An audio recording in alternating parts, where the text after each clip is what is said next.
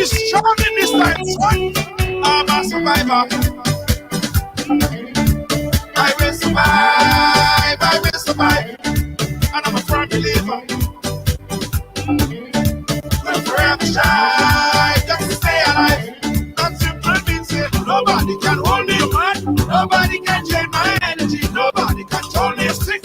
I will not allow negativity. Nobody can hold me, man. Nobody can change my energy. Nobody can. Nobody can. Everybody show me some strength. No weakness. Show me a man. Strength. No weakness. Show them who we are.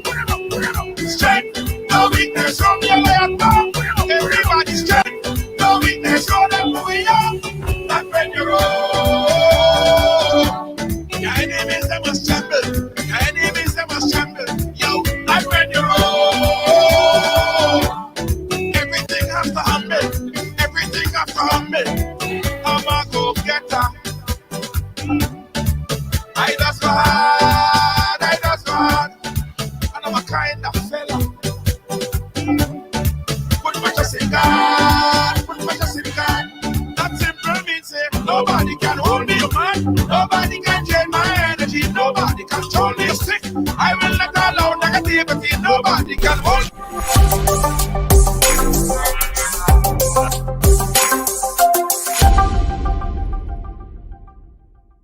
David Williams Funeral Service serve you with dignity and compassion as you mourn. Every day, we embark on the journey of life, and one day, the journey will end. It's on that day that you can entrust the celebration of life of your loved ones to David Williams Funeral Service. Call 718-291-3823. Yeah. You gotta be firm in this time, son. You gotta be strong in this time, son. I'm a survivor. It's Wednesday on the ride. Welcome, welcome, welcome, one and all. Welcome to Ride Along for today, Wednesday. Yeah, man. Beautiful sunny day. Beautiful sunny day. I had a blast today, guys. Guess what? For the first time in a long time, and I'm telling you guys, seriously, for the first time in a long time, I had absolutely nothing to do today. I got out of bed really late and I just chilled for the whole day and just sat and wait and make preparation for the show. I had nothing to do today, and that's a blessing, because for those of you who know me, you guys know that I'm always on the run somewhere. So I had absolutely nothing to do today, guys. So all the time was spent thinking about you guys. Yeah. Yes. All right. All right, guys, welcome to Ride Along Live. Let me go ahead and share the program, put it on my page. I want you to do the same as well. And when you do that, I want you to say, I share. Lacey J is first one up today. Thank you, Lacey J. I appreciate you. Lydia, big up yourself. Thank you, Lydia James, Lydia Smith. The Lydias are champions today. Thank you guys so much. Let me go ahead and share. By the way, today we have an interesting program lined up for you, right? Today we have a very interesting program lined up for you. Yes. Hold on. Before I tell you guys who we have, which I know I'm sure that you know who we have already because you follow the post, I want to make sure I share on a few pages and invite a few friends. There we go. All right. Audio messed up. Let me see. Audio. Check. Audio messed up. Really? Hey, everybody hear me fine? Jackie, Chaitan, how you doing? Make sure everyone is hearing me fine. Let me check myself. Let me go ahead and share. Nice, fine. It's fine. Trevor King, how you doing? Welcome to the ride. Okay, so listen, today we're working with militant time. Today we're on time, we're on point. We ain't wasting no time at all because we have a lot to discuss. Because we have Superintendent Mr. Vannie Curwen, RGPF, and let me tell you one thing about Mr. Vannie Curwen, huh? Very accessible fella. Very accessible. I have tremendous respect for Mr. Vannie Curwen, right? Thank you, Marsha. Yeah, I have a lot of respect for Mr. Vannie Curwen. He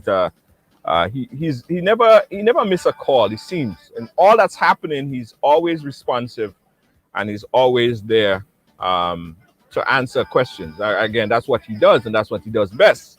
But today he's in the hot seat. So there's a lot happening. There's a lot happening, and I'm sure he's prepared to answer all the questions of things that are circulating. And not only for the people in the diaspora that have questions, people at home, people all over the world have questions. After few things have been happening in Grenada for the past couple of weeks and months. So again, Mr. Vannie Curwen is right there. Let me see if I can put him on real quick. That's the man right there. He's in the hot seat today, and he's ready. Yeah, he's ready. He's always ready. So, yes. All right, guys. Everybody share. Everybody share. Everybody share. Trevor King, how you doing? Big up yourself. You hear me? Okay, good. Sonia. Thank you, Sonia. Chevon. Chevon, how you doing? Chevon Benjamin. All right, guys. We're gonna do the shout out and thing later down, right? Because I said today we're doing it militant, very militant, and we ain't wasting no time. Let's welcome, guys, Superintendent Mr. Vannie Curwen. Mr. Curwen, how you doing, sir? Welcome to the ride. How things? Good evening, sir. I am very well. Thanks for having me, and good evening to your guests. Yes. Okay, so I see the other device. Hold on. He trying to. Okay, all right. I see the other one is on. So let me take up. Okay, bring him this one. All right. Are you hearing me now? Yes, I am hearing you. I do not know if you're hearing me. Are you? I'm hearing you. Just angle down your camera down a bit because it's a little bit over your head. Perfect. That's better. All right. Perfect. Mr. Vannie Curwen, how you doing, man? I am very well in the circumstances. I'm holding my own. I'm serving the people. Yeah. Doing what needs to be done here in Grenada for the RGPF, for Grenadians at home and abroad. Yeah, absolutely. As I said, you one gentleman that I have a lot of respect for. You never really miss a call, and I really wonder how you do it. I keep up with all these things that's happening, and stay abreast, and still make and accommodate time for everybody, all the medias, everybody that needs to find out something. So I have a lot of respect for you. Is it more difficult to police in this particular time, in this COVID era? It is more difficult, and what adds to the difficulty is the fact that we are not only policing COVID regulations. We do have our substantive responsibility as police officers and as a police force to take care of. COVID is an added responsibility to us. Above and beyond what we have already have to deal with, we now have to deal with COVID and COVID regulations and everything else. So that's an added responsibility for the RGPF. And I must just say the men and women in uniform here have risen, tremendously to the task that they've been asked to do. And I can say that they have done it tremendously. I'm pleased with the response of the force. I'm pleased with how we are able to deal with what we need to deal with. And, I think it's what we do best, serve the people. Right. Well, we're going to go right in, right? Because there are some matters, some very topical issues that I think that we need to touch on. So we're going to start right away, right? I'm going to play a news clipping and beg a response of it. This first article was published on GBN, and it relates to the RGPF, the current regulation as far as mask wearing and stuff like that, and the enhanced policing that the RGPF would be doing for folks that refuse to wear masks. I'm going to play back the clip, and you could respond to it. This is the clip. Check it out. Canadians were warned. Here that in recent times we have issued several tickets for non-compliance. We have already stepped up our enforcement. We just thought it was necessary to inform the nation and the public, so you are aware that when we stop you, when you get a ticket, you were warned. So we have already started. In recent days or in recent weeks, we have issued quite a lot of fixed penalty tickets. I have seen and heard the comments from people that law enforcement is, are not serious because we're seeing so many people violating and we are not doing anything. And that's the reason why we are here making the clarion call this morning, because we cannot, in truth and in fact, we cannot respond to every citizen who decide not to wear a mask. While the officers were out in their numbers. All right. So the rules on wearing masks. Recently, the CDC passed the change of policy. The CDC making it saying now that folks that are vaccinated should not wear masks. And at the same time, you publish this story saying that there will be more enhanced regulation as it relates to mask wearing. Clarify that for us. Where, it contradicts a bit. So give us some clarification on the enhanced protocol on mask wearing. Okay, let's back up to the CDC. Center for Control Diseases makes medical pronouncement in the United States. Every country in the world has passed their own legislation. Obviously, I'm sure that most of these countries would be taking medical guidance, and expert advice from the CDC and other international organizations. But it is left to every individual country to pass laws to govern their citizens and to deal with COVID and COVID regulation in their own way.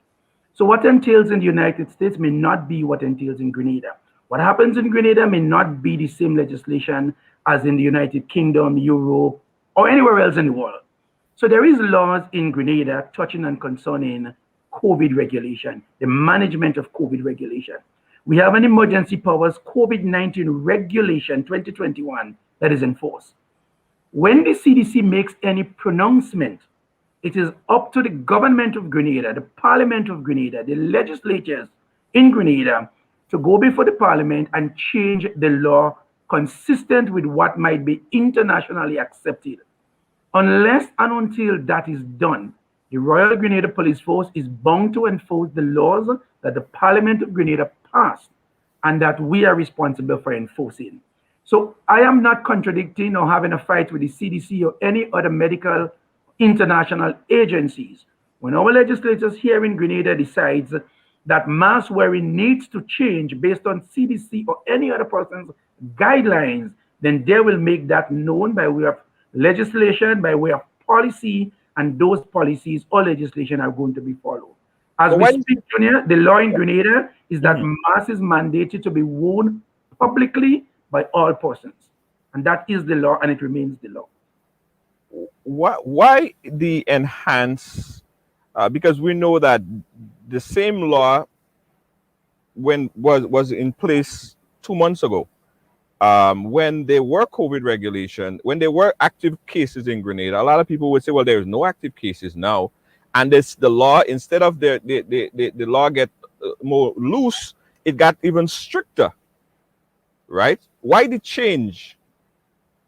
I have said on the program sometime last week, and most Grenadians are not aware of what is happening. And so we are forever bringing this information to the fore. And you're correct. Perhaps when there were active cases on the island, we perhaps were not as vigorous as we are now. But Junior, from where we sit and what we are seeing, it's frightening. And let me share some details with you. I do not have all of the statistics, but I can speak, on some of the issues that we are seeing. We have been having infiltration into our country through our porous borders, coming from Venezuela, coming from Trinidad, perhaps more than we have seen during the active period or during the time when we have had active cases here in Grenada. If you're following what's happening regionally, you will know that Trinidad is going through a serious crisis right now. In fact, yesterday alone, I think I have seen that there were 261, I think it is, cases in 24 hours, and there were, I think it's 28 deaths. 23 deaths. Venezuela has its own issues. Our neighboring island, St. Vincent, have a number of active cases. I believe it's 163 active cases. So we have done significantly well here in Grenada to maintain and mitigate against the virus. Now, because we do not have any active case on the island, but because we are seeing the infiltration of the Vincentians, the Trinidadians, the Venezuelans, If we do not wear masks, if we do not protect ourselves that way, it takes one illegal entry, one illegal alien, one foreigner from across the seas, from a neighboring island to come into Grenada. And because we have become complacent in mask wearing, that one individual could cause severe havoc to our citizens here. Take a practical example. Over the weekend, we have had a gentleman flying in from the United States. He came in on an international flight and should have gone into quarantine, and for some reason chose not to. If that one individual was affected with COVID, could you imagine what the society of Grenada would have been now? With nobody's wearing masks, nobody's following the protocol. I mean, it just takes one individual. And because we are not protecting ourselves against it, we think the risk now is higher perhaps than it was 4, 5, 6 months ago. Because the virus is mutating. We're seeing different variants now. Trinidad was not as it, 5, 6 months ago, Trinidad was not, as it is now. So we have to take those proactive measures, stringent measures to ensure that we protect our citizens against the importation, if you will, of the coronavirus. And that's basically why we have stepped up, because we believe what we've seen now is frightening. And the only way we can protect and mitigate against it is to ensure that our citizens wear the mask, follow the protocol. At least if you're out there in public, if you're violating other parts of the regulations, like the physical distancing, but if you're wearing a mask, that will protect you more than anything else. And that is why we are so focused. What kind of compliance are you seeing from the general population? I must admit, when COVID started, Grenadians really and truly have really come on board and have heeded all of the advice and the warning, that have been put out there by the Ministry of Health, by the Royal Grenada Police Force, and we have seen significant compliance. I think what has happened, though, over the last couple of months, because we have 0 cases, or because cases have reduced significantly, I think complacency stepped in. And people think, we are back to normal. There is no need to wear masks. There is no need to social distance. There is no need to sanitize because we do not have active cases. And I think this is the mistake that we are making. So because we do not have active cases does not mean we drop our guard down. Because as I indicated before, it takes one intrusion from Venezuela, St. Vincent, Trinidad to come in here and cause another wave in Grenada that we will not be able to curtail because we are not prepared for it, because we are not mitigating against it. Talk to us about the exact procedures and the protocols, because I think it will serve as a reminder to somebody. It would also serve as what is supposed to be followed.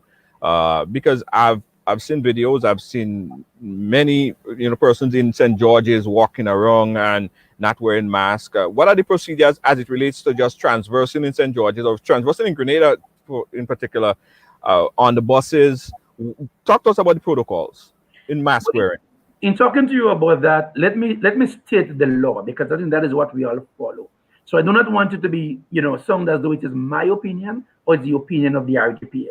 The law says in the Emergency Powers COVID-19 Regulation, Section 4, it speaks to the requirements to wear masks in public. That's the caption.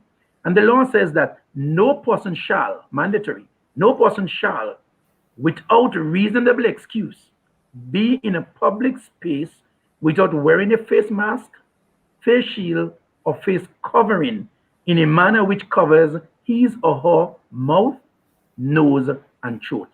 That is the law. Once you're in public, you're expected to wear a mask.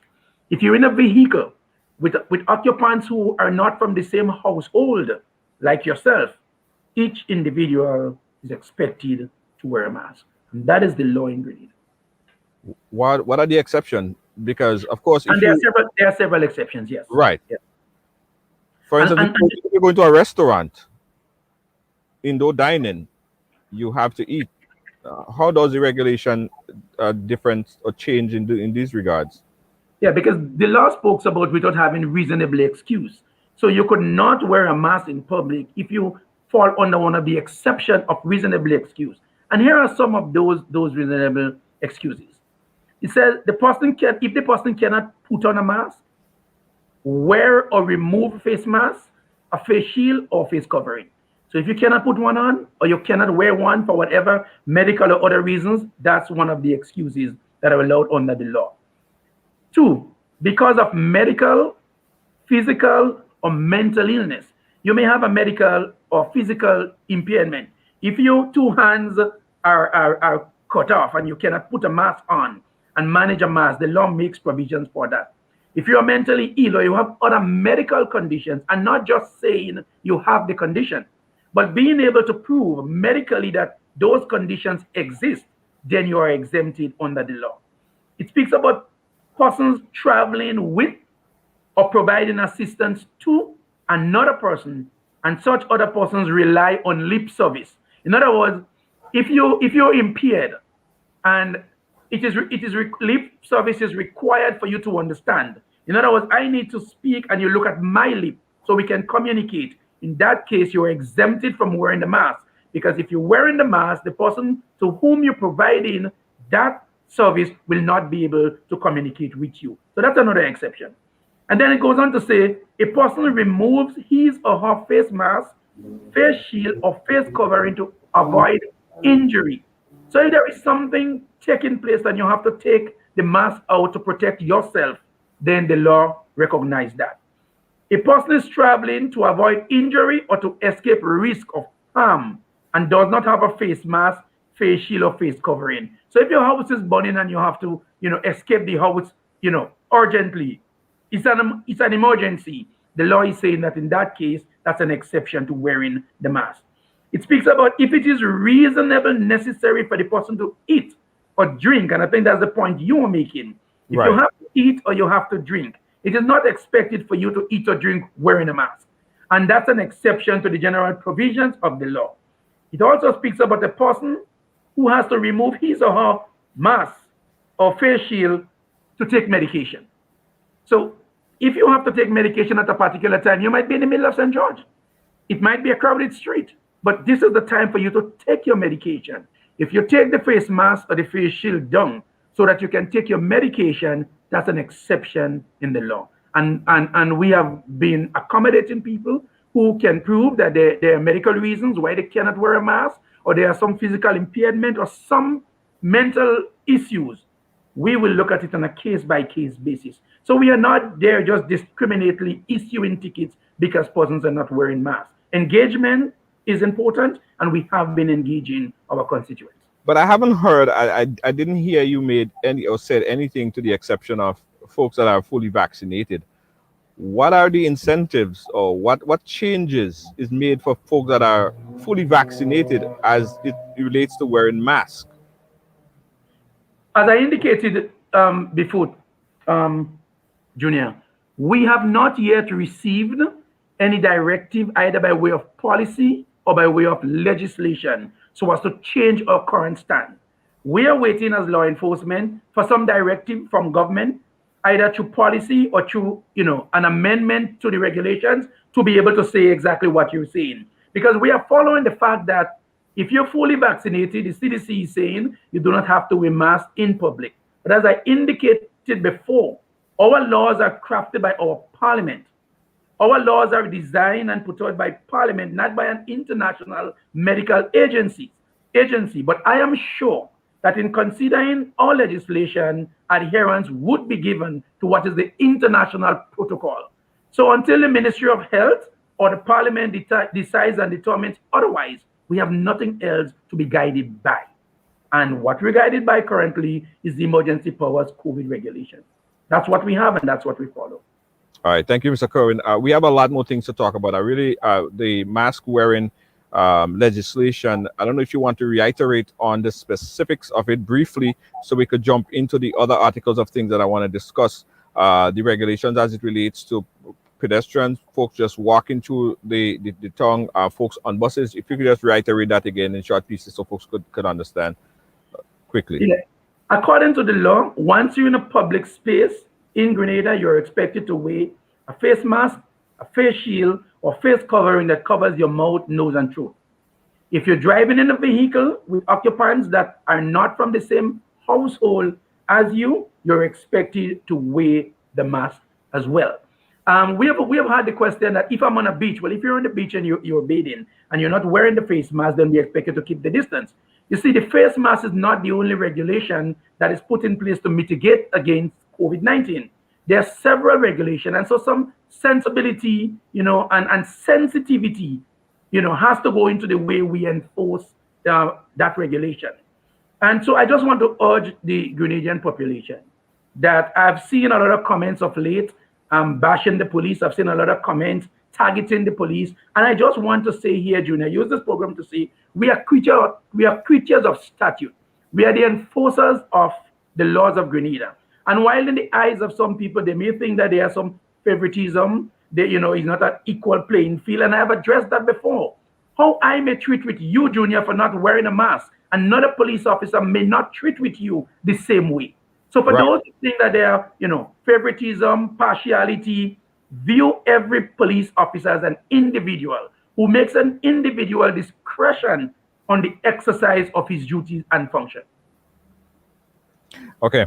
All right. Let's move on, Mr. Curwen. If ever, we'll come back to it when we take calls later on in the program. One of the very big topical issue that has been making round on social media, yesterday it was released. And at first, a lot of people thought it was a joke. Some people thought it was a spoof. Some people thought it was an April Fool's Day or something like that. And I'm going to read the headline. I have the clip there, but it's not playing back. So I'm going to read the headline really quickly. And if you could expound on it a little bit more. It says, 9 individuals charged for stealing marijuana from a police station. And yes, that was the headline of the article. Explain to us, right? How could someone steal some or anything for that matter from inside a police station? Explain to me how that happened. All right. And in doing so, you have to be mindful of the fact that the matter is sub judice, the matter is before the court. So there is a lot that I wouldn't and cannot say in terms of the investigation. But let me just clear up some ambiguities, because I have followed social media, because that's part of what I do. And I've seen quite a lot of comments that, unless and until you understand, I think it's better to just, keep your comments to yourself. And I say that guardedly, based on what I have seen. June after 2004, the Sutter's police station was destroyed. And so the government of Grenada had to find an accommodation for the Sutter's police station. Fortunately, we were relocated in what was designed to be a supermarket.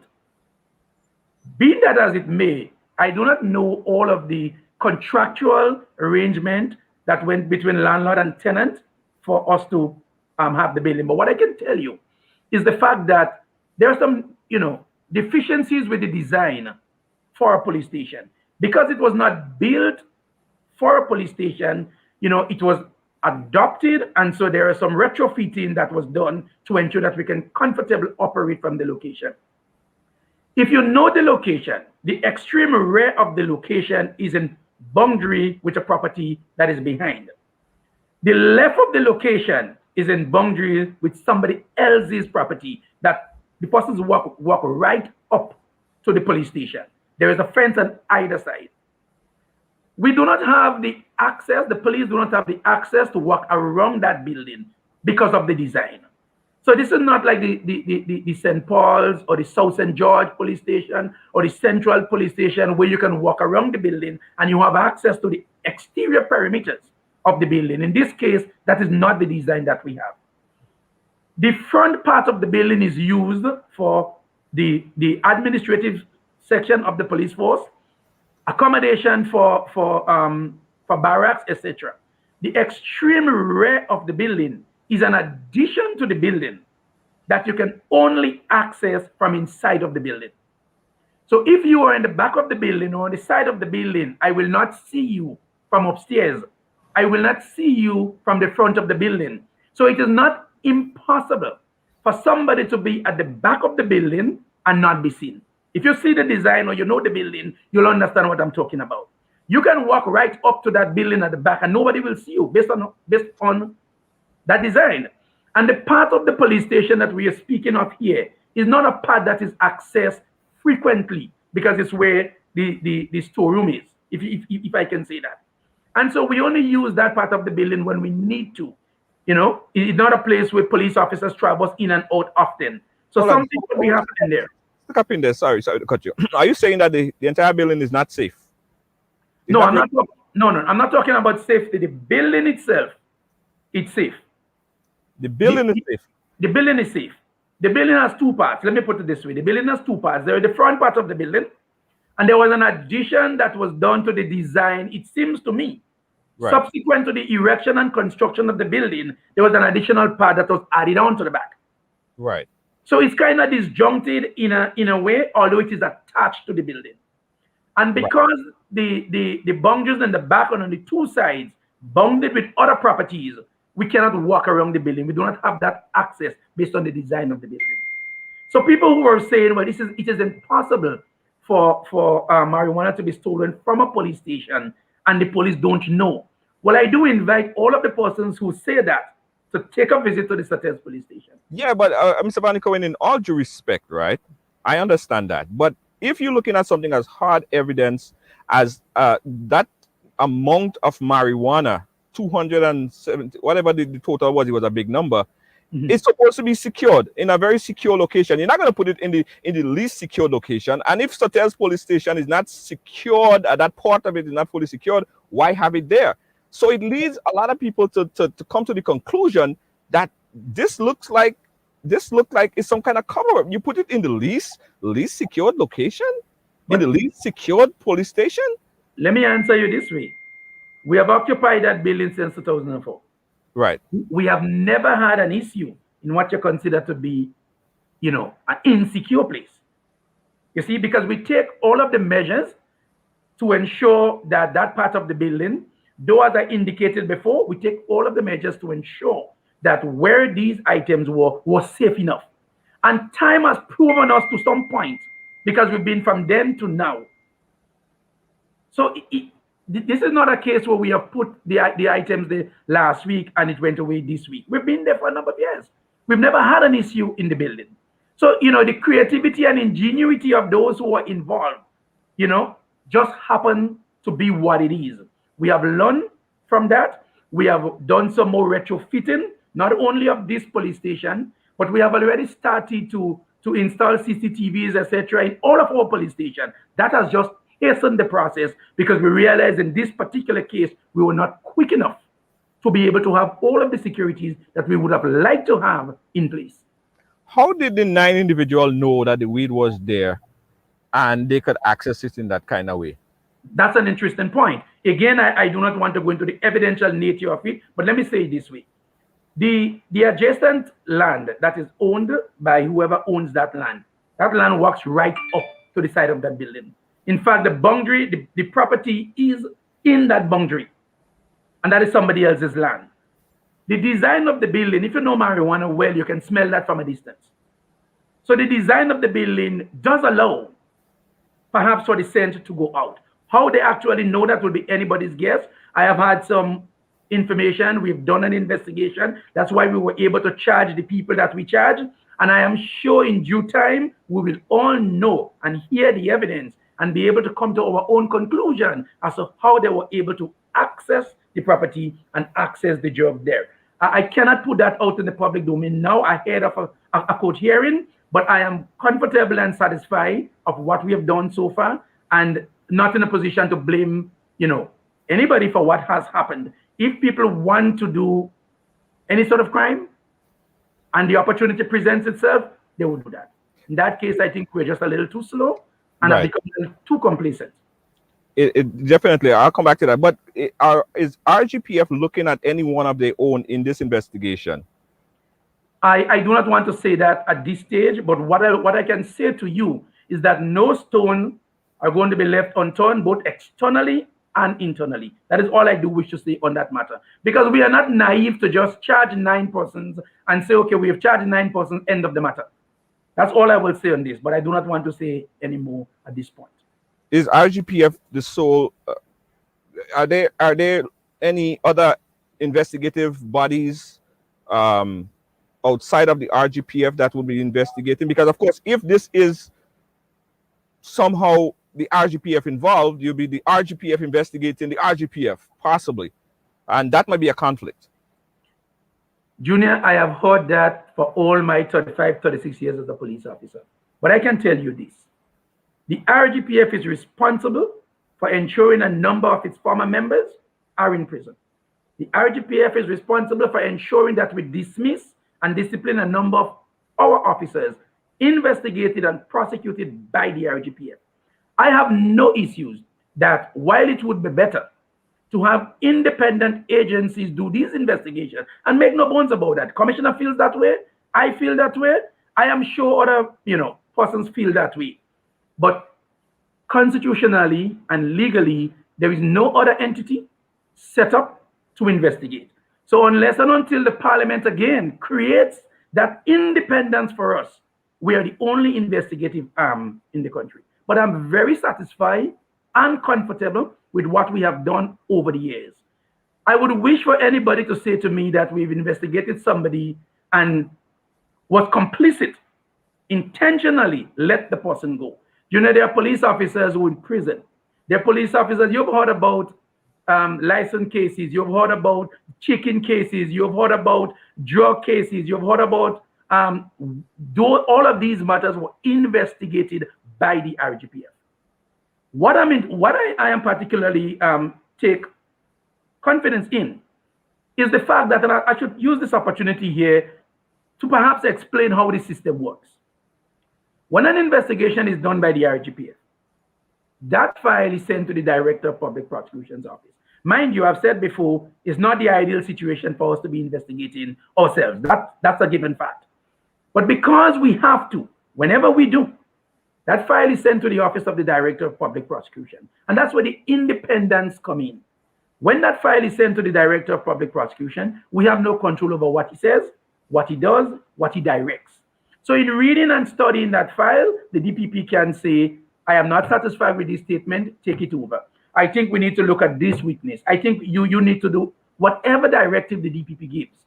He has the right to call in those witnesses whom we have investigated, whom we have taken statement from, whom we have questioned, and question them himself.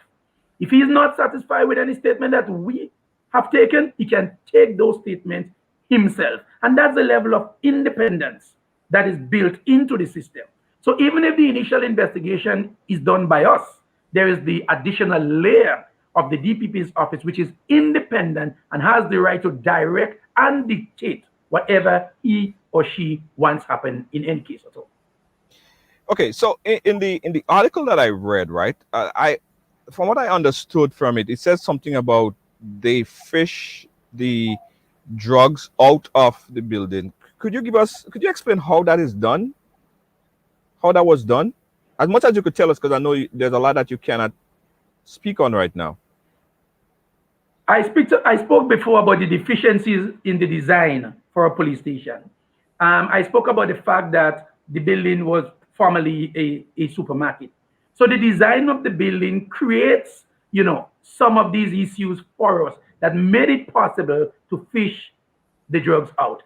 Unfortunately, I cannot go into the details as to how it happened, but because as I said before, the matter is going to court and I do not want to prejudice anybody's mind or, trying this case in the public domain or giving out any evidential issue that the court will have to consider.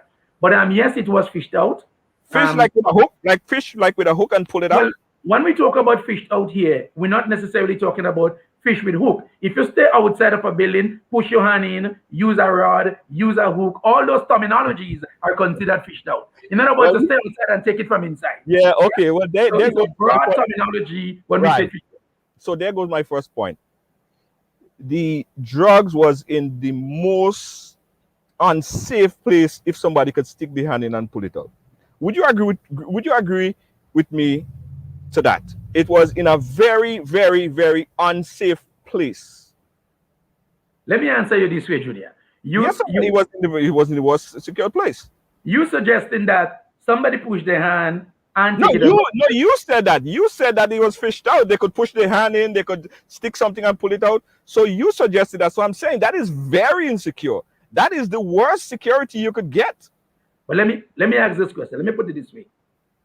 The building is a building, and criminals are criminals. We have had people break windows, break doors, break places, and steal. We have Hold on. had people remove roofs Did and they break stole. a window? Did they break a window? Did they break a door? I do not want to go in the evidential aspect. Oh, that's not of evidence. That's just telling us the Yes. facts.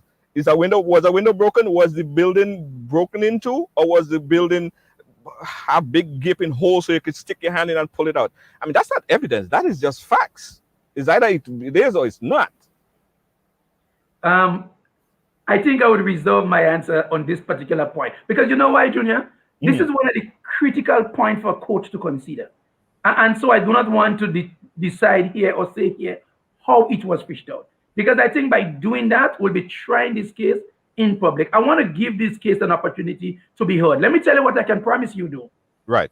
On the conclusion of the matter in court, I am making myself available to discuss the case in its entirety. But at this point, I think it would be very prejudicial for me to talk about the case in any aspect, knowing that the matter is heading to court. And here I am, prejudicing the case. So I really do not want to do that. It's not fair. And I appreciate you. As I said from the top of the show, I respect you. I respect you 100%. I like the fact that you always make yourself available. You don't shy away. You're very prompt. You're very on time. And I really respect that. But there are a lot of questions relating to this thing here that a lot of people don't quite understand. And people looking at something as big as this, as it wasn't 2 ounces of weed that they picked up on the floor. It worth hundreds of thousands of dollars, and it's a big evidence. And they say with no case, with no evidence, no case. Mm-hmm. And to place it in the worst secure place, it begs a lot of questions. So you can't help people from people asking those questions. Why was it done that way? Why didn't they secure it in St. George's police station? Where it has security. I respect that. I think it is the citizens' right to question the action of the police. When the citizens think that something doesn't add up, I think it's their duty to make whatever, But all I'm saying, let's make informed decisions. Right. Let our opinion be based on facts that we know and not innuendos that we follow. That is all I'm saying. Well, because I think we're doing more damages when we just speak and say things that we know nothing of. In fact, Junior, other than you, other than yourself, nobody else has called me, my department, or my office for an explanation of what has happened. We put out a release, and the release is. You serious? I am very serious with you. I'm the only person that called you and asked you. The only person who asked for an explanation for what has happened. And let me tell you what we do, which I admire. I've seen some comments saying that, the police have to be very foolish to put that out on themselves. Junior, I'm not in anybody's pocket. I don't know that the hierarchy of the force is in anybody's pocket. If something happens internally, we have a duty and an obligation to let the public know. We're not going to be putting out information there on criminals generally. And when it happens to us, we hide it, shelve it, and don't want to speak about it.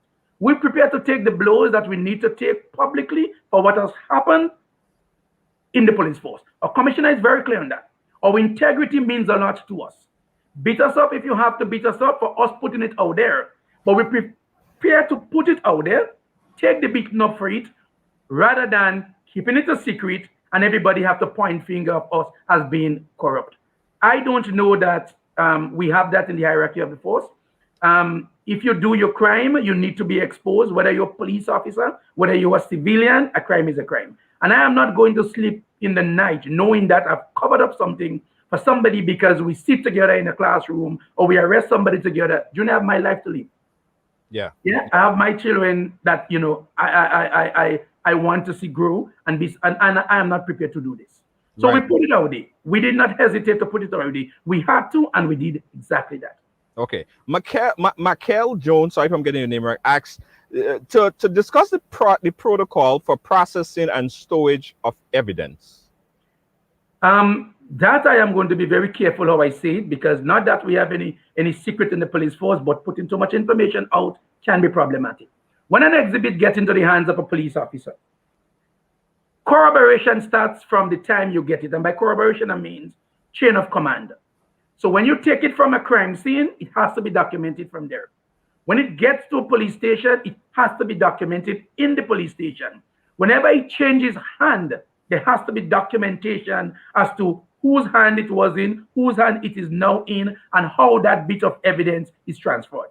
When that evidence gets into the evidence room, it is logged into an evidence book and has to be signed by all of the parties who handled that bit of evidence. So our documentation is not a problem for us. And in this particular case, we can look at the documentary evidence from inception to the time that we discovered it missing. So there are no issue there with us. And this is the process by which exhibits are dealt with in police station. They're heavy documentation. I can go to any police station and go into any exhibit room and ask to see a particular exhibit. And from that exhibit, I should be able to trace from the time that exhibit came into the possession of the police force and into everybody's hand it has passed. Yes, good. I respect that and I like that. So with that being said, was there a lapse in judgment by the person who decided to rest or place that evidence in the least safest location of the police station? I wouldn't want to say there is a lapse in judgment having regards to the constraint that we operate under. But I will tell you, I am not here saying that the RGPF should not perhaps take some sort of blame. That's the last thing I'm going to do. If you know me well, Junior, you know I'll tell you exactly as it is. Yes. I am not going to sit here and make it look as if we are saints in the process and other people are villains. Right. We could have done better. Maybe all of the care and safety and security, perhaps a few of these issues were overlooked. But as I said, with time, I guess we were confident and comfortable that our system was working for us. The inadequacies that we knew that the building had, we felt comfortable that it has been there, nothing has happened. But maybe in hindsight, which is always 2020, yeah, we can look back now and say, oh, you know what? Maybe we should have done that. Maybe we could have done that. Maybe that perhaps was not the best place, not the best choice. But we can only make those decisions now in hindsight. The persons who were manning the system then, to them, it was safe. Right. Well, that's where I'm confused, because I don't know how we could look at the 9 individuals that stole the weed without looking at the last person who placed the weed where it was. And I give you the assurance, as I indicated before, we could go into any details. You will soon know if anything would happen or what would happen with regards to that. I don't know that we cover up anything in the RGPF. As I indicated before, at some point, Junior, I'll be happy to report to the nation what comes out of our investigation. We have been doing that.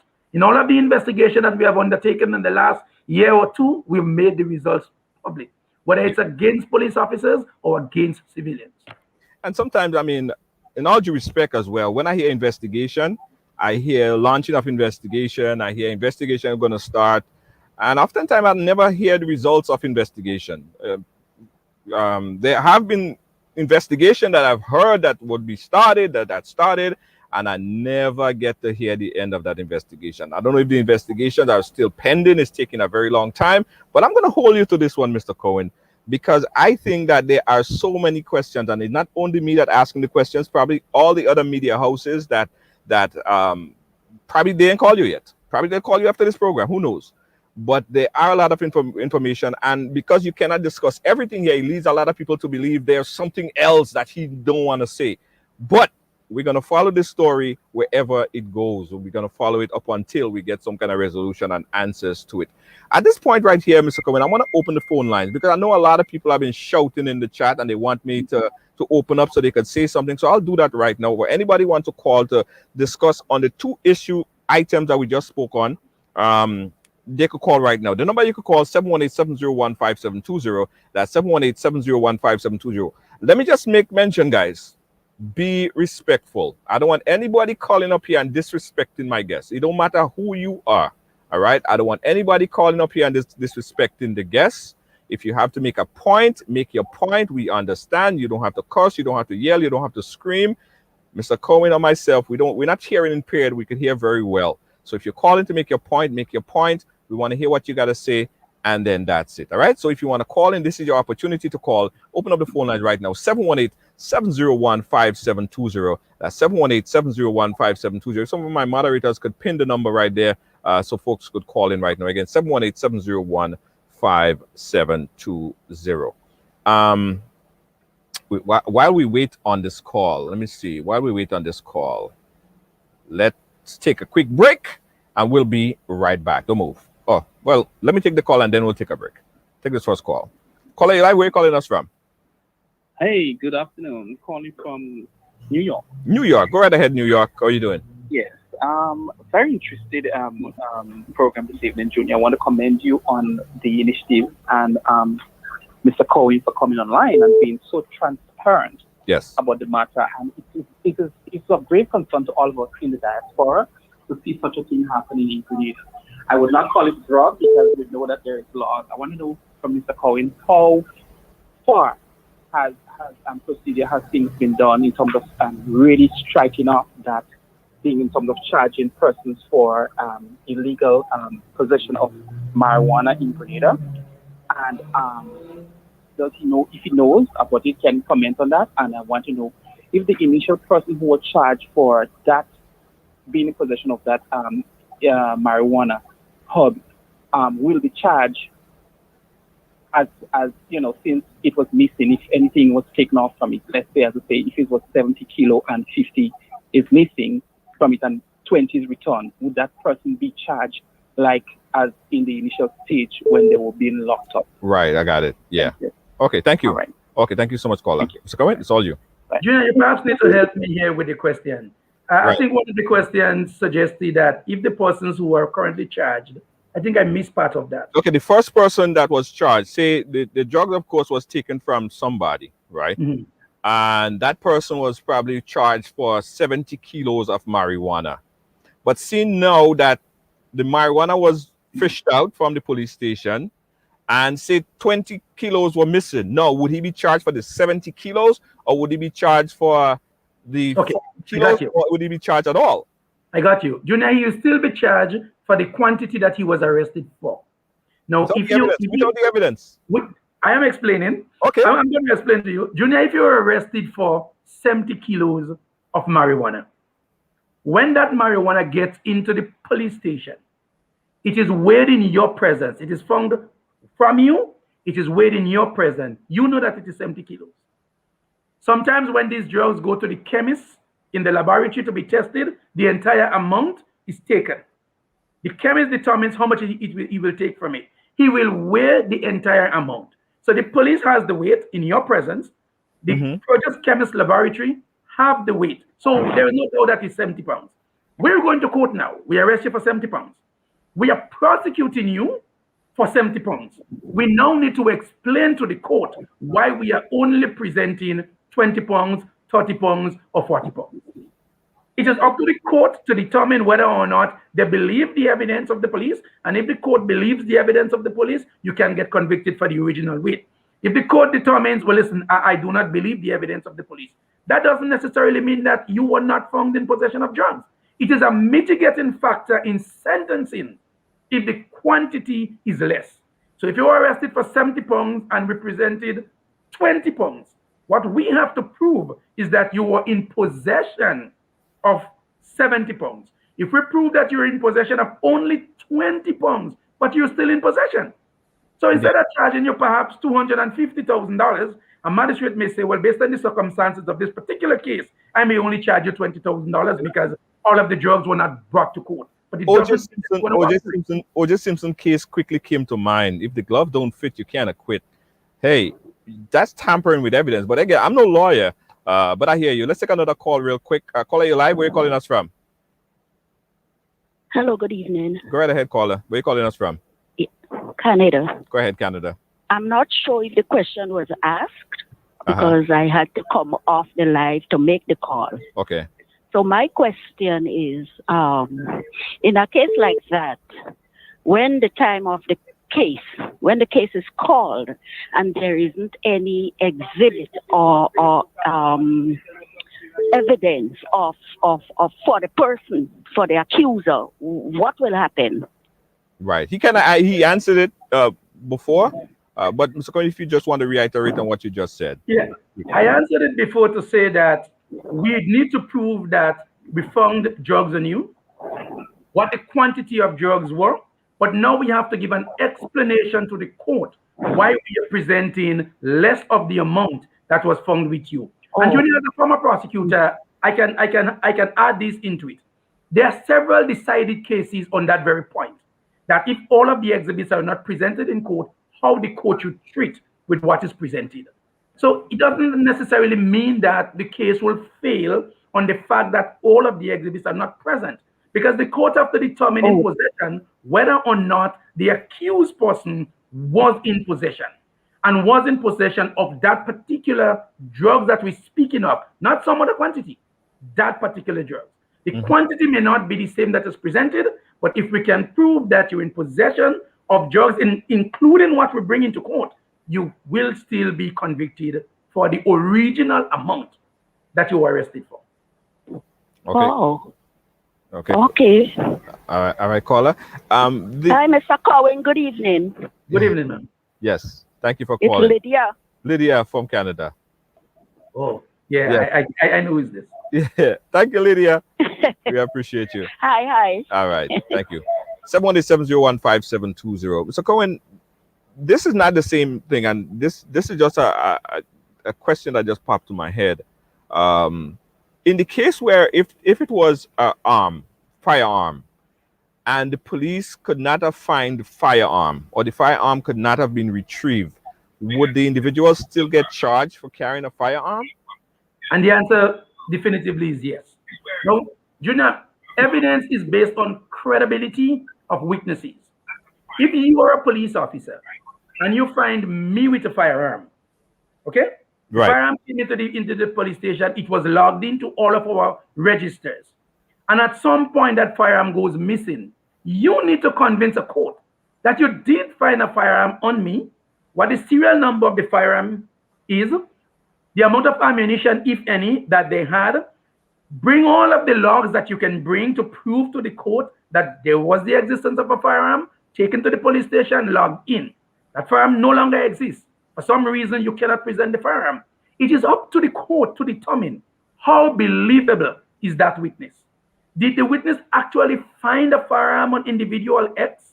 Did he log that firearm in as he said that he did? And does the court believe the firearm went missing? If the court believes the witness that he did find a firearm and give an explanation as to why the firearm is not presented in court, the court reserves the right to convict you. Remember, evidence is believability and credibility of the witness. If you have no credibility and the court say, I don't believe you at all, then that matter will fail. But if the court believes you, and not just believe you because, you are some magical figure, believe you based on everything else. You can prove the documentation. You may have additional witnesses to say, yes, I was there when the firearm was found. The firearm may have been marked in your presence in the police station. And you could testify to the fact that you were brought in and it was labeled in your presence. How do you now come to court and beat all of that? You can say it didn't exist or that did not happen. But when there is evidence to the contrary, registers in books and logs and the exhibit book, how do you beat those? Right. Okay. Let's take another call. Caller, you live. Where are you calling us from? Hello, good afternoon. I'm calling from Grenada. Go right ahead, Grenada. Right. I just want to know, Mr. Curwen, you said that the force believes in transparency and whatnot, right? So in the case that the marijuana was stolen from the station, if a police officer has been charged or been guilty of the fact, would it come national? As I indicated before, to answer your question, ma'am, if in our investigation, it is determined that a police officer was complicit in what has happened, he will be charged and you will see it as a release from the police force, or perhaps see me or a member of my staff speaking to the media about it. That is what we do. That is what we have been doing since I'm here, and we will continue to do that. All right, caller. So as in the case that they already charged 9 persons with the stealing of the marijuana, right? Hello? Yeah, go ahead. Go ahead. Right, they already charged 9 persons in the stealing of the marijuana. How is it possible to charge a police officer with the sum of stealing marijuana too? You can charge anybody at any stage of an investigation once the evidence becomes available. So even if these 9 people get convicted, even if they get convicted, even after they get convicted, it is brought to the fore that a police officer or police officers were involved. That does not preclude us from charging and prosecuting whoever police officer that might be involved. Right. All right, caller. Okay, thank you. Thank you so much. 718-701-5720. That's my number right here. If you want to call in, I saw a call was coming in from London. Call us back, please. Let's take a quick break and we'll be right back. We're right along line. David Williams Funeral Service serve you with dignity and compassion as you mourn. Every day, we embark on the journey of life, and one day, the journey will end. It's on that day that you can entrust the celebration of life of your loved ones to David Williams Funeral Service. Call 718-291-3823. All right, we're back here and we're speaking with Mr. Vannie Curwen, and he always in the hot seat, and he never backed down from a fight. He's always there, always answering the call, and we really appreciate that. We're giving you guys an opportunity to ask Mr. Vannie Curwen as it relates to the topical issues of the day, and we got a call coming in from WhatsApp. Let's take that call. Call you live. Hello. Go right ahead. Go right ahead. My question is about the wearing of the face mask. Okay, go right ahead. Now, I've noticed that there are many police officers who are not wearing the face mask in the state, in and out of the station. Right. I'm here in Grenada right now, and there is I don't know if he's an inspector or sorry about the road. Or a corporal or whatever, but I mean, I see him doing a very good job. He goes around and he asks people to wear their face mask and so on like that. But to me, I find it's like spinning top in mud, because if you're asking everyone to wear a face mask and you're doing such a good job going around and, you know, to ensure that people are safe in that way, and your colleagues are not doing the same thing, to me, that doesn't make any sense. Right. Right. And I've heard it said that we're all family in the station. I mean, to me that's nonsense. Right. You understand? Like, if it's a virus that you're worried about and it's a threat to everyone, I believe we should set the standard and have everyone follow suit and do what you're asking everyone else to do. Right. Point taken, caller. Let me pose a question to Mr. Curwen. Thank you again. Right. So they say that police are wearing face masks, but they're asking people to wear face masks. You know, I quite agree with the caller, but we have to answer the question in conjunction with what the law requires. Where is the police officer? Inside the station, outside the station, in public? Because the way the law is drafted, business people, for instance, needs to provide, the law says if you're in a business place, the place that is provided for the employees, that's an exception to the law as well. But I am not making any excuse here. That caller is correct. We must lead by example. We cannot be asking the public to wear a face mask and we are not wearing one. In fact, our commissioner came down very, very hard on the organization for that. We must lead by example. Sure. This is not do what I say. You know, this is we must lead. If we're asking you to do it, we must do it. Right. We should do it. Yes, absolutely. You know, and I quite agree with him. There is no excuse for police officers not wearing face masks. We got another call on the line. Caller, you live. Where are you calling us from? Hello. Yeah, hi. Go ahead. Hello. Good evening. I'm calling from London. Hey, London. Go right ahead.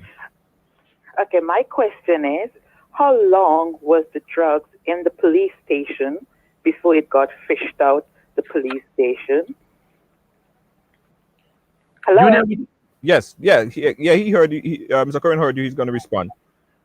Without being specific, and you could understand why I am not choosing to be specific here, because I'm not going to just divulge a lot of this information, not because I have anything to hide.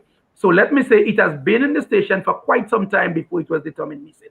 So this was not drugs that was brought in yesterday, last week, or last month. So that is as much I want to say on it. It has been with us for a period of time without being specific as to how long it was there. And you can understand why I'm choosing not to be specific on some of the answers that I'm giving. Okay, so I have a second part question.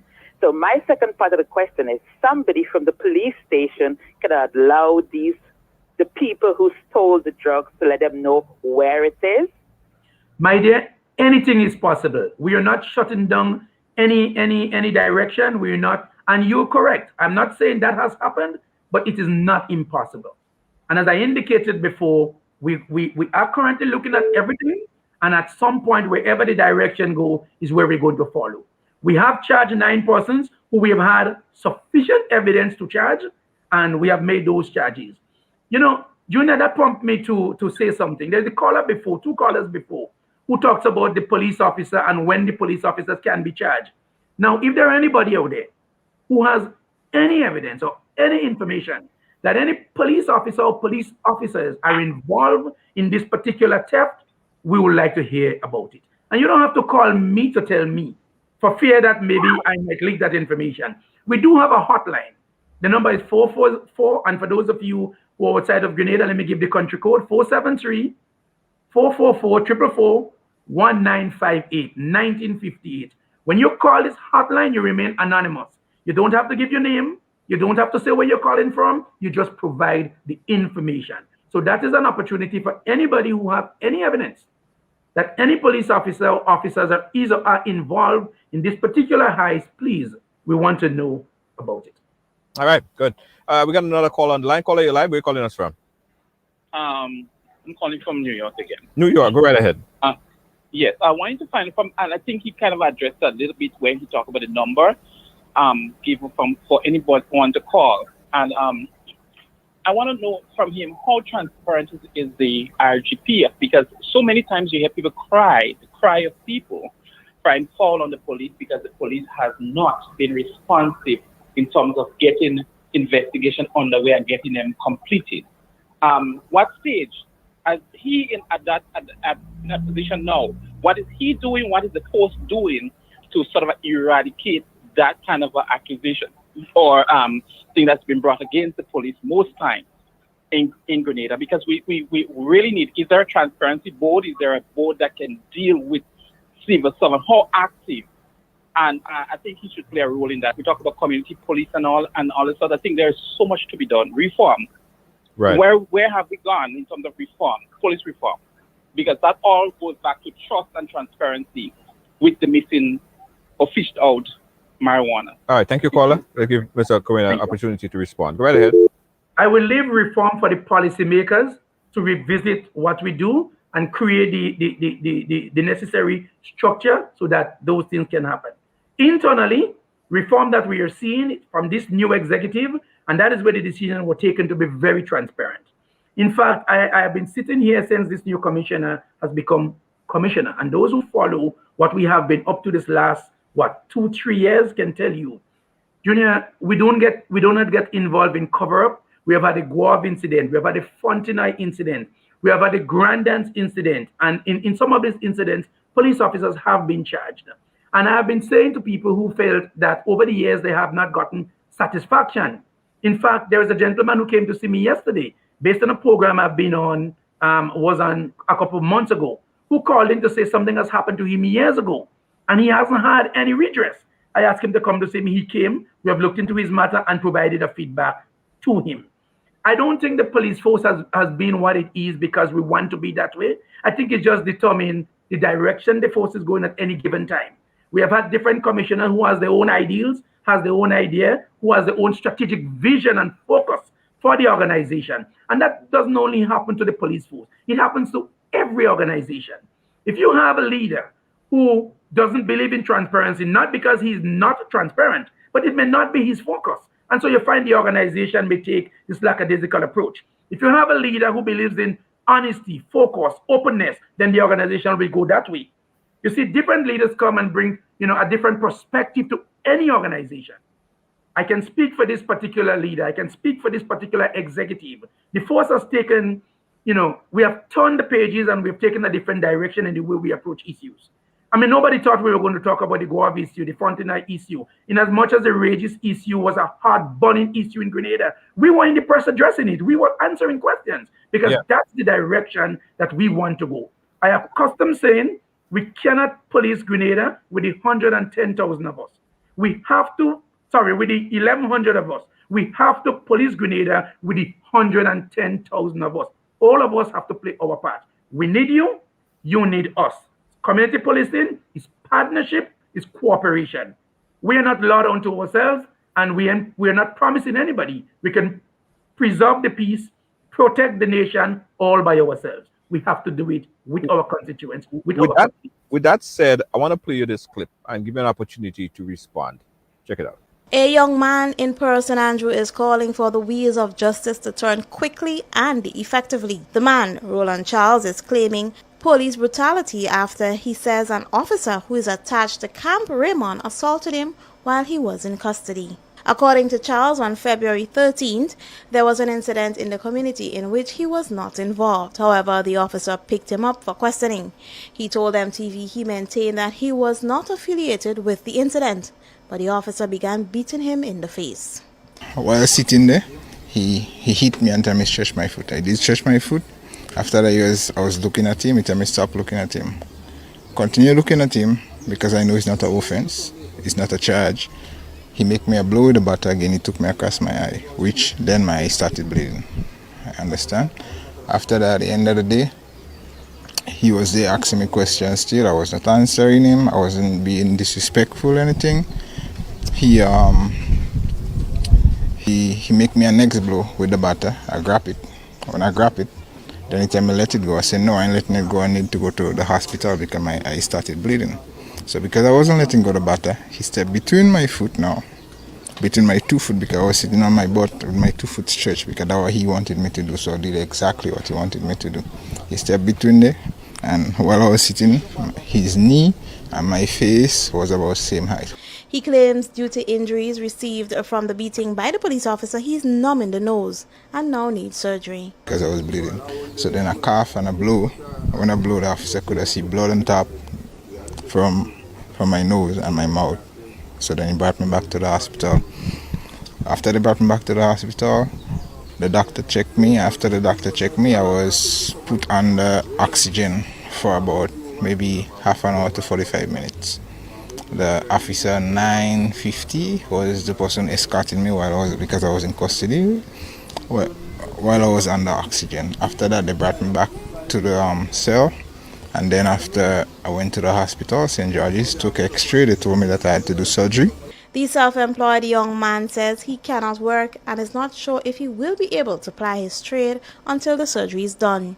Charles says a formal complaint was made and now all he wants is justice. Yeah, well, up to now, my nose is still letting go. I don't know what is letting go now. My nose is numb, like if I was touching my hand right here, it don't feel like that. If I touch it, I feel like I get an injection, like what they just give you to take out teeth, so my nose is numb. So then I called the doctor. Every Thursday, I used to go back to the hospital and check my doctor because of the same incident. At the end of the day, I pay X-ray every Thursday, and now the doctor tell me that I have to do a neck surgery, but they don't have no equipment here to get it done. So he tell me what he could do. They could order for it, which he's not sure if they're gonna get it, which is gonna take about 6 to 8 months.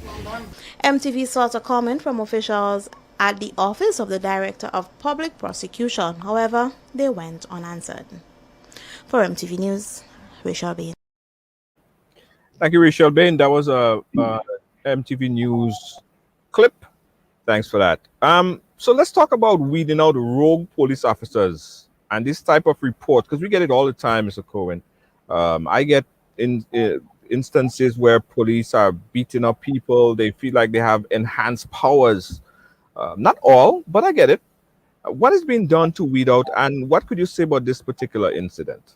Okay, Junior, before I get to this incident, let me answer a question I noticed what one of your viewers has posted, asking about the chicken case and the license case. I just want to answer this first.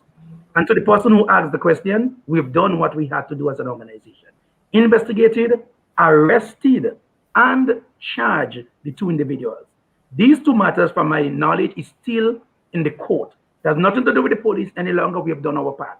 The judicial system now needs to play its part to ensure that these matters are resolved. So, having said that, Junior, the clip that you've played, I am very familiar with this matter. Very familiar with it. In fact, this gentleman came to us. We did a comprehensive investigation in this matter. We have submitted a complete case file to the Office of the Director of Public Prosecution. This individual has been in touch with my office almost on a daily basis, prior to last week.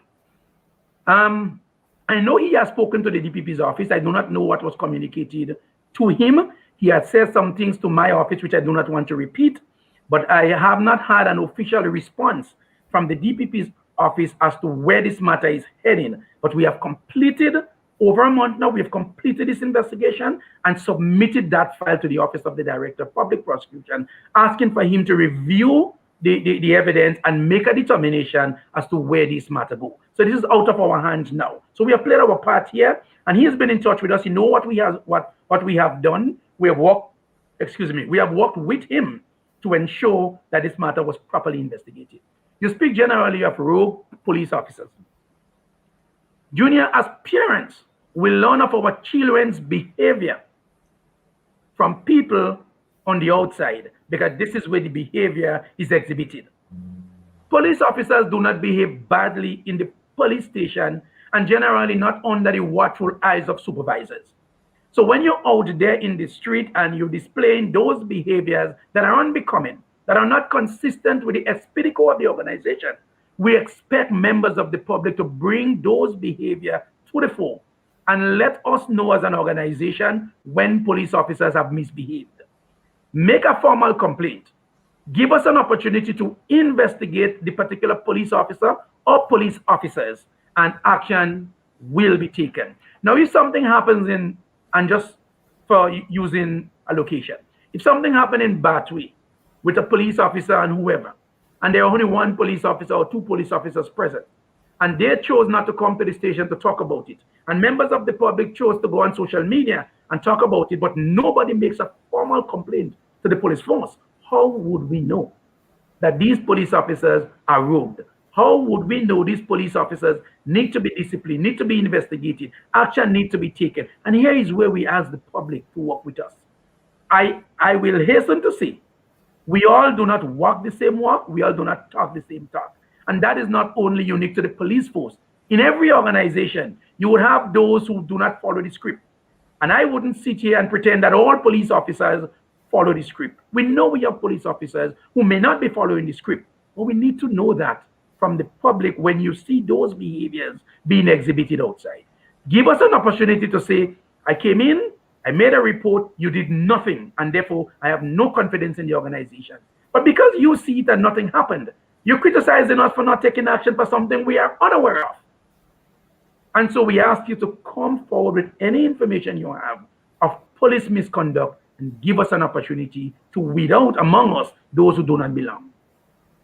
Yes, and that's a point well taken there. Again, guys, are you good for another 10 minutes? Are you good for another 10 minutes, Mr. Curwen? I know you're very good.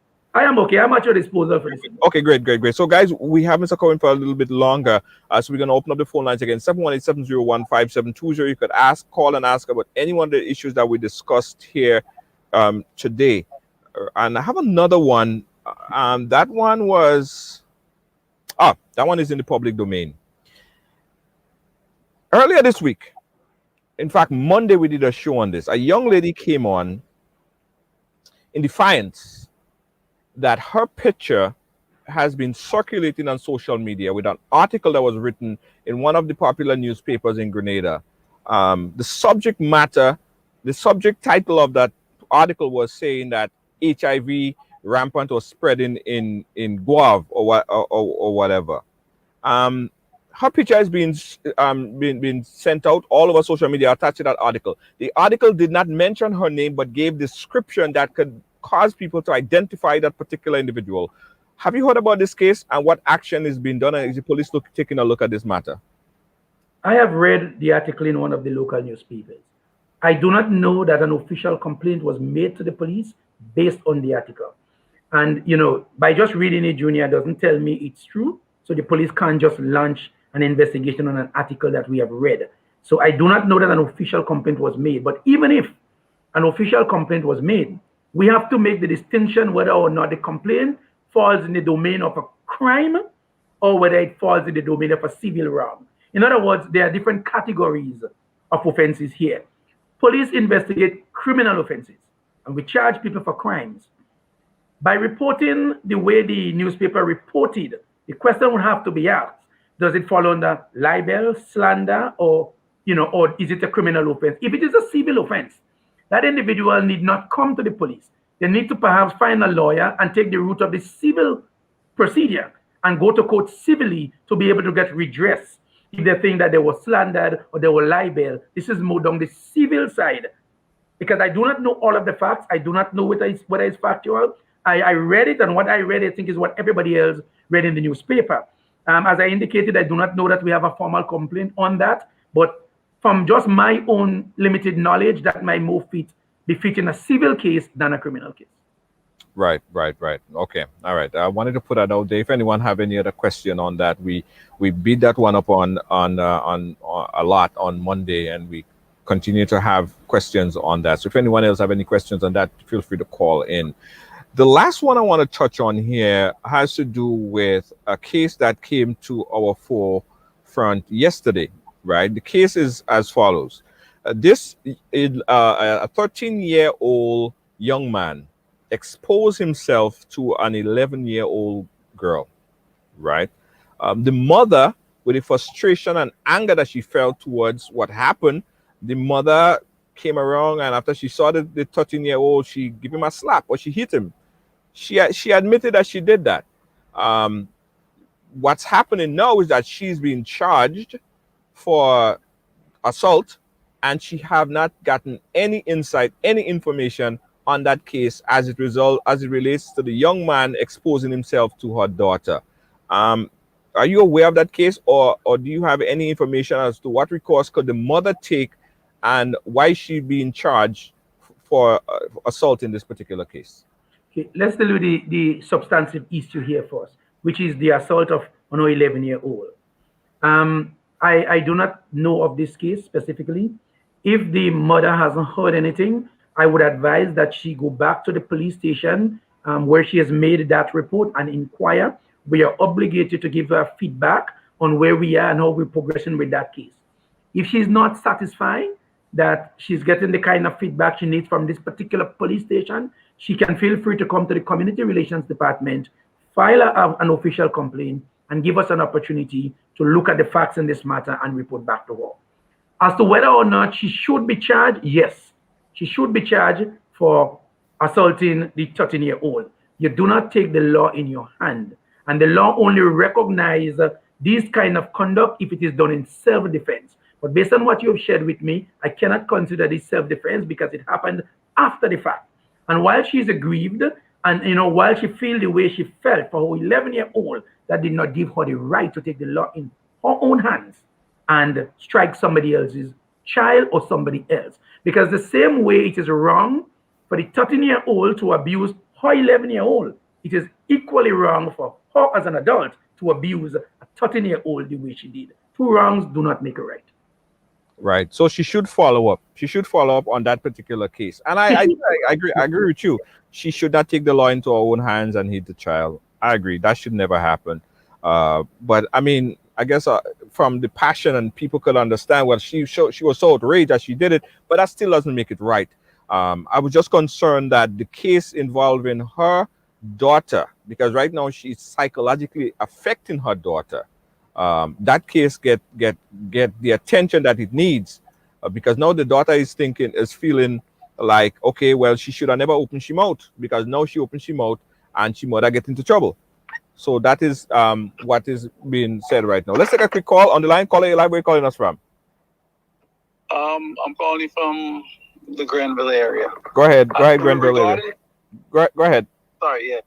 Regarding that case, I don't have all the details about it, but for example, I don't know if teachers still do that now. They allow to discipline children, but with a ruler in school, do they still do that in Grenada? Right, and that was something I wanted to touch on as well. Corporal punishment and what it is in the law books. Yeah. Because I mean, I don't think she should be charged with disciplining that child. I mean, I think she's probably even too soft with her reaction. Okay. And I think that's very justified. Okay, I got you, caller. Thank you so much. The village, raising children. I mean, we don't do that anymore. Yeah, I'll pose a question. I'm not saying it has to be to the extent of hitting or whatever, but I mean, You know? Yeah, Carl, I understand. Let me pose a question. Mr. Curwen, he's asking about another one of the incident that was reported here on the program, where a teacher in Carriacou, I think I have the clip, and you could just give me a quick reaction to it. No, in fact, I don't have the clip. But anyway, a student in Carriacou was beaten and she have fractured in her arms. How does the police view corporal punishment, and what is on the law books as it relates to corporal punishment in school? I cannot speak authoritatively on the Education Act, but as a former prosecutor, I'll tell you what I do know. Principal reserve the right to discipline students, but even though you reserve that right, it has to be done in moderation. In other words, there cannot be an excessiveness to your action. It's just as a parent has the right to discipline his or her child. But we have charged and prosecuted several parents over my career as a prosecutor for excessive force in disciplining their child. Now, while you reserve the right to discipline your child, how do you justify to a court that you'll take a cutlass and give a 6-year-old, a 5-year-old, 6, 8, and 10 planners, and the cutlass mark is printing on the back? Is this discipline or is that abuse? And that's the distinction we have to make here. There is disciplining and there is abuse. And while you reserve the right to discipline your child, or the principal reserve the right to discipline a student in his or her school, there has to be limits and levels of, what he or she can do. Now, I am not speaking to the specific case that you mentioned because I do not have all the facts on it. But if a teacher or a principal will go, to the point of breaking somebody's hand, that by itself doesn't make it wrong. We have to look at the circumstances under which that incident occurred. But let's assume that it was willfully done, intentionally done, maliciously done. Then I can see criminal charges being preferred against that particular teacher, even if that teacher reserved the right to exercise, capital punishment or corporal. You cannot go excessively. Our law on justifiable harm and force tells us what we could do, gives us the limit of the law that we can operate within. And when we go outside of that scope, we're now committing crimes. Right. Yeah. And some people would say that law should not be there, period. But that is beyond your jurisdiction. That is on the books. And as a police officer, they follow the law. Parliament need to go and change those laws so that it's not on the books, as it even relates to weed and smoking. I know a lot of people saying, well, weed should be legalized. But at the moment, it is not. So I understand. I am glad you're raising that, because I think the public is yet, to understand, how we operate. We are creatures of statute. We are enforcers of the law. And while there is a lot of talk about the legalization of marijuana and everything else, it is still in our law books. It is still illegal. Yes, we are using some, sensitivity in the way we enforce this particular law, knowing fully well where the political directorate is going. But still, we are not wrong for arresting and charging you for it, because it is still the law. And I think people are missing that point and thinking, oh, it is bush, oh, it is medicine. Oh, yes, it is everything you say it is. But it is also still a crime in Grenada. Yeah.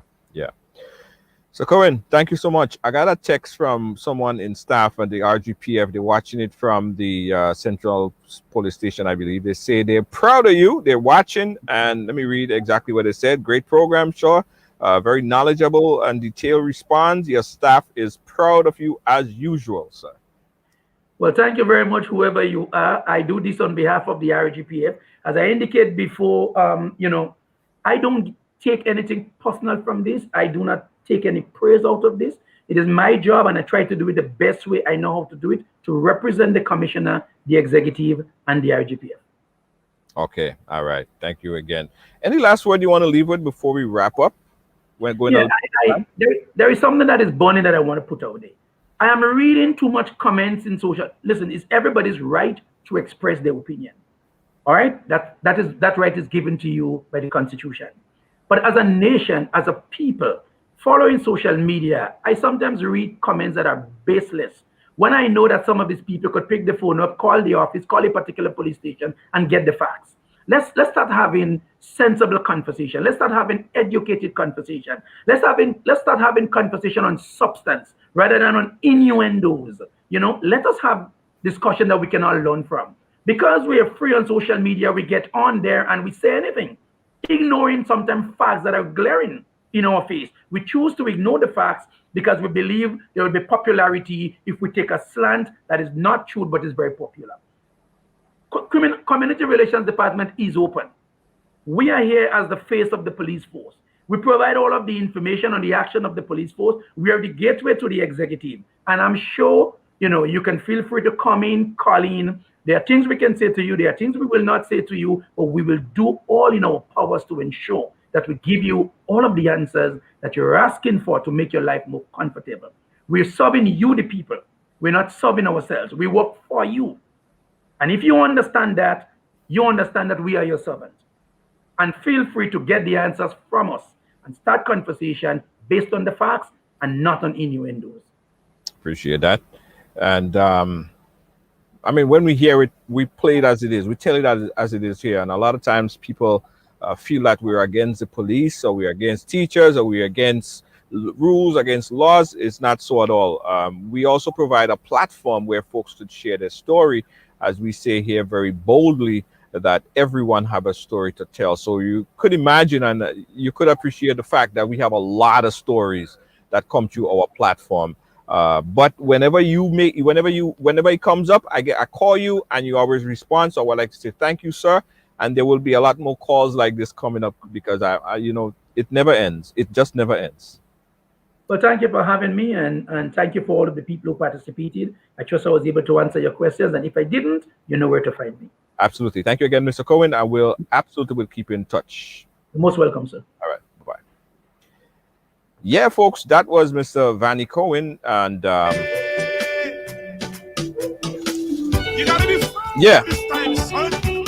yeah. Thank you guys, everyone who called in and contributed on the chat. I got a lot of texts as well. But I always encourage you guys to call, right? I always encourage you guys to call in and put your voice on record. And let me just say this again, very boldly, right? We are not against the police. I have so many friends that are police in Grenada, and I respect them, right? And I firmly believe as well that in every institution, in every aspect of life, they're good and they're bad. They're good teachers, they're bad teachers. They're good lawyers, they're bad lawyers. They're good politicians, they're bad politicians. Police officers are the same, they're people, all right? But I also do believe that the good police officers, incumbent on the good police officers and the police officers who want to make a difference and do their job, that when they see the rogue police officers doing crap, deal with them and don't back them up. You know what I mean? Don't give them a blight. Because the bad ones, it might be two bad ones, but they're making erratically whole force. Yeah. Just, it might be 2 or 3. It's the minority, not the majority. It's a small portion of them. But they're making your job harder, right? So don't back them up. When they're doing something stupid or illegal, report it. Listen, send me a tip. I never reveal sources. If you know any police officer, and I'm calling on all my police officer friends and any friends of friends or whatever the case might be. I mean, I just get leads, I ain't gonna lie, I just get a lot of leads. And I never reveal my sources. If you see a police officer doing something underhanded, and even if you don't want to report it, call me. I go take the blame for you. I go put myself out there for you. We have to weed them out, right? We have to weed them out. Get them out of here. They're making everybody's job miserable. They're making your job miserable. They're making my job miserable. So if you out there, right, police officers, teachers, whoever you are, you okay, politician. I have politician friend inside of politics that does give me information about other politicians too. And I don't scared to put them out there, putting them on blast.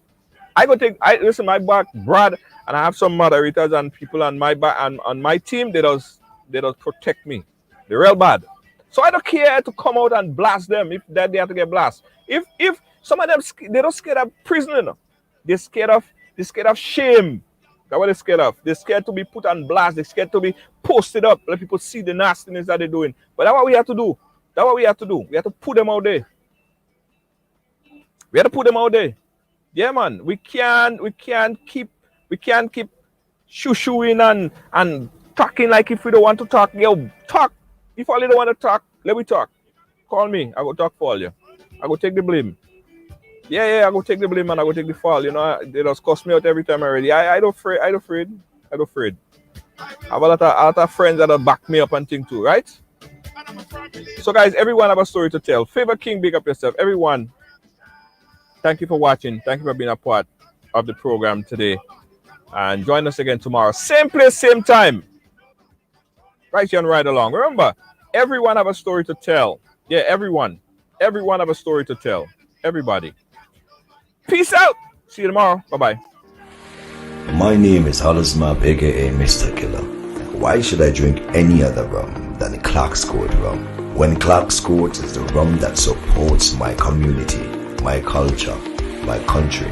A long time ago, my ancestors used to work in the cane fields. Today, we own the rum. Clark's Court rum. Grenada's #1 rum. But my people, if you drink, don't drive. When you drink responsibly. And if you're under 18, don't drink at all. Clark's Court rum. Grenada's #1 rum. Welcome to TD Bank, where you'll find the personalized attention you deserve and the legendary experience you expect. Let's do business. If you are a medical or dental practitioner, contact me to hear about our tailored lending solutions for residential mortgages, equipment purchases, practice-related commercial mortgages and refinance. Visit me at 500 Baychester Avenue to hear more about our full range of personal and small business banking solutions. See you soon. Feeling hungry, grab a snack. Caribbean food delight. Jamaican patties, light and flaky. Caribbean food delight. Taste the difference. Caribbean food delight. Grab a patty, take a bite. Caribbean food delight. Quick and easy, grab a patty, take a bite. Caribbean food delight. Oh yeah.